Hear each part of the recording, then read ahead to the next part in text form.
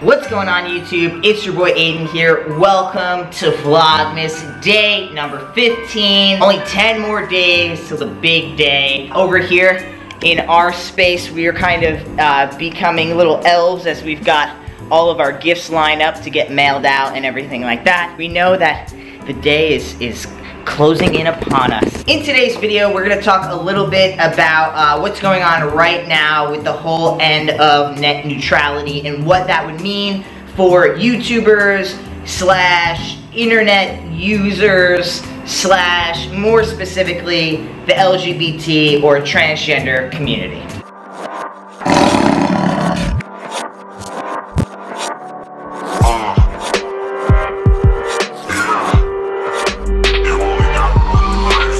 Alright, so what I did is I did a little bit of research, and the best video I could find I linked below. All About Net Neutrality is by Vox. It's a pretty simple, easy to digest understanding of what's going on. Sum up that video and to sum everything up. Net neutrality is basically over. And what net neutrality meant is that make it really easily digestible. It's, if you watch something on Netflix, it takes up this much space called bandwidth. If you open an email in your Gmail, it only takes up this much space. Companies, ISPs or IPSs, I think they're ISPs, you know, Verizon, AT&T, Comcast, any DirecTV, all those things, they are the hosts, right? So I personally have CenturyLink, so I buy my internet from CenturyLink, and then CenturyLink takes the internet and gives it to me. What used to happen is CenturyLink or Verizon, they wouldn't be able to say, you know, we're only going to take this much, you know, we're going to let you access Gmail because it only takes up this much bandwidth, which costs them money, as opposed to watching you watch Netflix, which takes up this much, okay? They weren't allowed to separate between like, only this much is allowed and this much costs extra. They had to treat everyone equally. So whether or not your space took up this much or this much, they had to let everybody through at the equal rate. Now, they don't have to do that. Now they can literally say, you know, Netflix costs this much, so you're gonna have to pay $5 extra a month because you're using this much bandwidth. Pretty much just means more money for the companies that are already making a ton of money. You know, that's what the net neutrality was, is that you couldn't do that as a company. Now, you know, for equality in a lot of senses, right? So that you couldn't, you know, so that companies couldn't monopolize, right? So that, you know, CenturyLink can now say you can only watch Netflix. We're not even gonna, you're gonna have to charge $50 if you want to stream Hulu, and we're gonna charge $25 if you want to use Amazon Prime, because maybe CenturyLink creates a deal with Netflix, and now Netflix and CenturyLink are kind of, you know, Netflix is now allowed to monopolize on all CenturyLink companies or customers, right? Because you're gonna have to charge $50 for Amazon, but we're gonna give you Netflix for free if you sign with CenturyLink. Does that make sense? You know, I'm trying to do this really easy.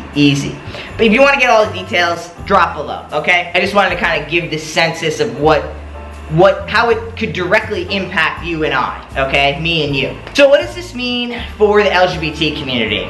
It pretty much means, I'm not really sure. It scares me because my thing is like, at what point does the government or the big companies or just the 1%ers, okay? Like at what point will they try to buy out companies like Verizon or AT&T or Comcast or DirecTV and all this stuff to try to only siphon the things they want the consumers to digest? So let's say we have an anti-LGBT community that gathers funding, and they go to Verizon and they say, Verizon, you're not allowed to gain access to this website, that website, to GLAAD's website, to HRC's website, to the Trevor hotline, to any YouTube videos that are LGBT tagged, to, you know, like at what point will that affect us directly, right? At what point will literally someone call up CenturyLink and be like, CenturyLink, do not show Aydian Dowling's videos. You know what I mean? Do not give access to his clothing company.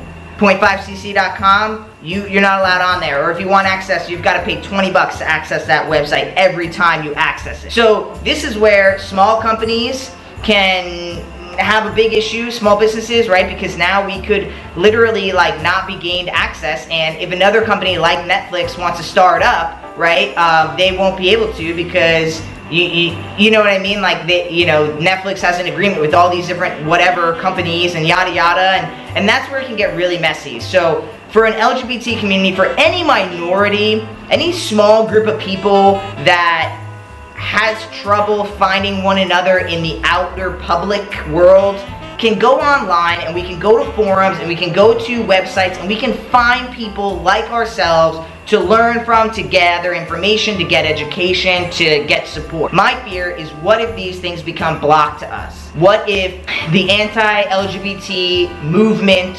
community gathers together and really tries to push their anti-LGBT agenda onto certain companies? You know, I'm just saying, like, this could really be hard on us as an LGBT community, any minority community that has been able to gather, right? So, like, you know, I'm one trans guy and I couldn't find any other ones because we don't have signs that say I'm trans. So I went online and I found my community, and I don't know if I would have been able to do that if I didn't have the extra $5 because, you know, net neutrality wasn't out, so I didn't have the extra $5 to access YouTube, or, you know, whatever company I had, you know, didn't even allow me access to the, you know, to YouTube, or to specific tag LGBT videos, or, you know, I lived in a state where now the state was like no LGBT anything, so I couldn't get access to the Trevor Project to save my life or something like that. That's where I fear.